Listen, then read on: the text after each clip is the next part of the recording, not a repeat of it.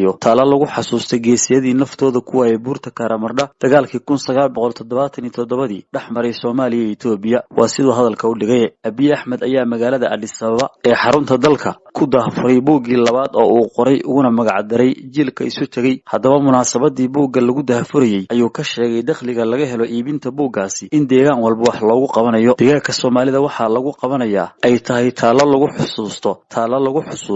waxa uu ugu yeeray geesiyadii naftooda ku waayay buurta Karamardha intii uu socday dagaalkii 1977 in buurta Karamardha laga dhisayo xilli uu guddoonsiinayay buuggaasi madaxda deegaanada dalka waxa uu goobtaasi ku guddoonsiyay madaxweynaha dawladda Soomaalida Mustafa Maxamed Cumar nuqul kamida buugga uu qoray Ra'iisul Wasaare Abiy Ahmed hadaba arintaasi ayay bulshada deegaanka siyaabo kala duwan uga falceliyeen waxayna ahayd su'aal markaasi qabsatay baraha bulshada falcelinteeda hadaba madaxweynaha dawladda Soomaalida Mustafa Maxamed Cumar ayaa markii uu horeysay ka jawaabay arintaasi xilli uu ka qayb galiyay munaasabada xuska tacadiyadii deegaanka ka dhacay oo lagu qabtay magaalada Jigjiga waxa uu goobtaasi fagaaraha ka sheegay madaxweyne Mustafa mowqifkiisa ku aadan arintaasi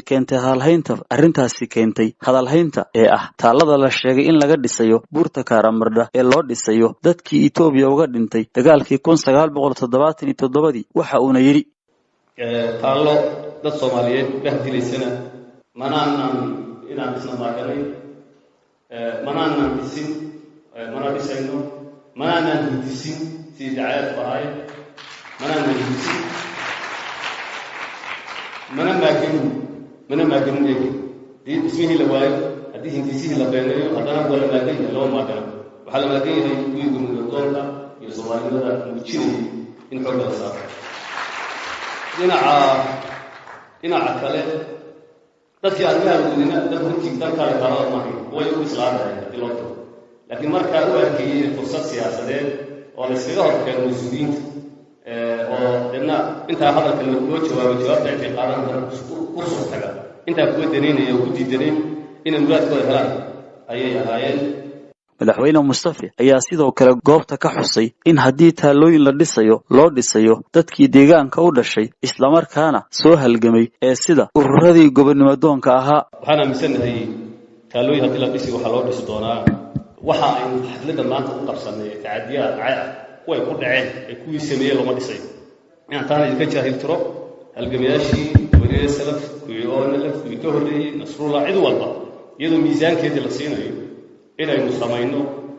taalooyinka lagu xusi lahaa inaynu samayno ururkii veterans dadka la yiraahdo Xaj Cali oo kale oo ilaa iyo dagaalada qofsan ka dhacay generation to generation sii dhiiba veterans ama kuwii dagaalada ka soo joogay liidayaal kuwii inaan samayno u soconaay inaan taariikhdii dib u leefno uma socono dhanka kale madaxweynaha dawladda Soomaalida Mustafa Maxamed Cumar ayaa goobta ka sheegay in lacagta ka soo xaroota buuggii madhamar ee uu qoray Ra'iisul Wasaare Abiy Ahmed ee dhawaan loo qaybiyay madaxda deegaanada dalka oo nuqul kamid uu soo gaaray magaalada Jigjiga lacagta ka soo xaraato loo isticmaali doono goobaha lagu xanaaneeyo dhalinyarta deegaanka ee goobaha madadaalada dhalinta waa sidoo hadalka u dhigay lacagaha buuggii